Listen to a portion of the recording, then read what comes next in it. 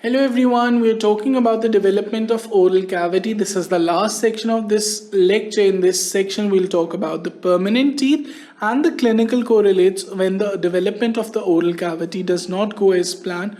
So we'll see what happens. So first of all, we'll talk about the development of the permanent teeth, the exact number of the permanent teeth, and the time and duration at which the deciduous teeth are shed off and the permanent teeth come to a pair. Then we'll see the congenital anomalies which occur due to developmental delays or developmental abnormalities. So the development of permanent teeth, these are 32 in number, 16 in each jaw. Here in the figure you can see in blue are the deciduous teeth. This is the incisor, the first incisor, the second incisor, then the canine, then the first molar, then the second molar. Now these in yellow are the permanent teeth. So again we have the first incisor, the second incisor, the canine, the first premolar, the second premolar, and the three molars. The development of the permanent teeth takes place side by side as the development of the deciduous teeth. Let's see how that happens. In third month of the intrauterine life, the dental lamina, it gives off a series of tooth buds on the medial aspect of the developing deciduous teeth. These are the permanent incisors, the permanent canines, and the permanent premolars.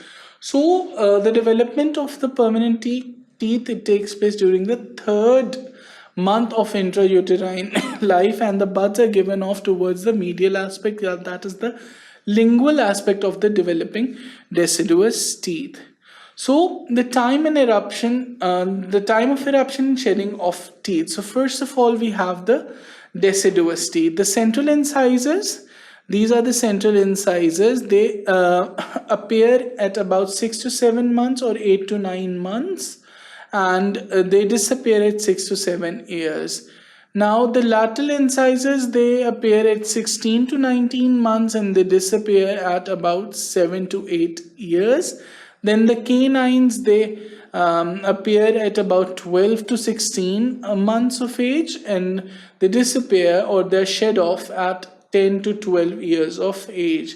Now the molar, the second molar, it appears at 20 to 24 months of age, that is about 2 years of age, and it stays till 9 to 11 years of age. And the molar is the first molar also appears at around the same time, so it is also shed off at about 10 to 12 years of age.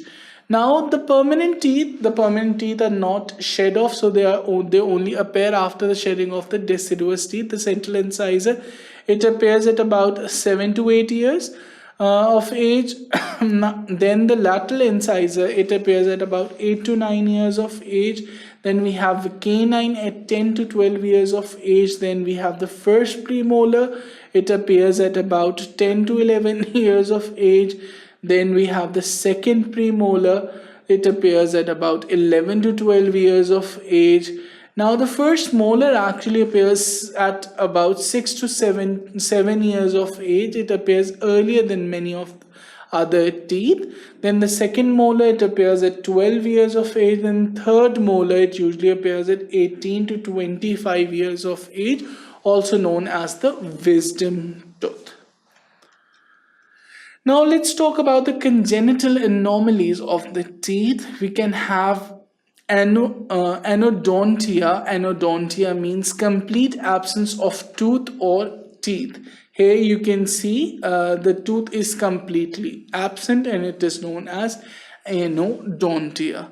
Now we can have supernumerary teeth. Supernumerary teeth, an extra tooth can be located posterior to the normal teeth or wedged between the normal teeth. Here you can see these are the supernumerary teeth. It is relatively common. Now we can have natal teeth. So in the figure you can see a very pretty child with two small teeth. These are the natal teeth, with the eruption takes place before birth. It can cause problems in suckling. So a mother feels difficulty while feeding to such a child. Now we can have fused teeth. Here you can see the teeth has been the teeth have fused. Now it happens because the tooth bud it either divides, or two tooth buds they partially fuse. Now we can have the impaction of the tooth. It is delay in the eruption of the tooth. Here you can see the tooth is being impacted. It is usually due to some reason, because something or some other tooth is present in front of or in the way of the tooth that has to come out or erupt, so it becomes impacted. And then we have the anomalies of enamel formation. Now, in anomalies of enamel formation, we can have pits or fissures on the surface of the enamel. So we can have pits or fissures on the surface of enamel. The enamel may be soft and friable if there is hypocalcification, and this occurs in amylogenesis imperfecta. So moving on, we have dentinogenesis imperfecta as well. In this condition, the teeth are brown or gray in color. Now we can also have discoloration of teeth. The tetracyclines, when they are given into the developing enamel, they cause yellowing of the teeth. Hence, tetracyclines are contraindicated in growing children. And we can have dentigerous cyst. The dentigerous cyst is a cyst within the mandible. Here you can see the cyst within the mandible or maxilla, and contains an unerupted permanent tooth. So this is the area that contains an unerupted tooth, and it is a cystic swelling. It can either be within the mandible or within the maxilla.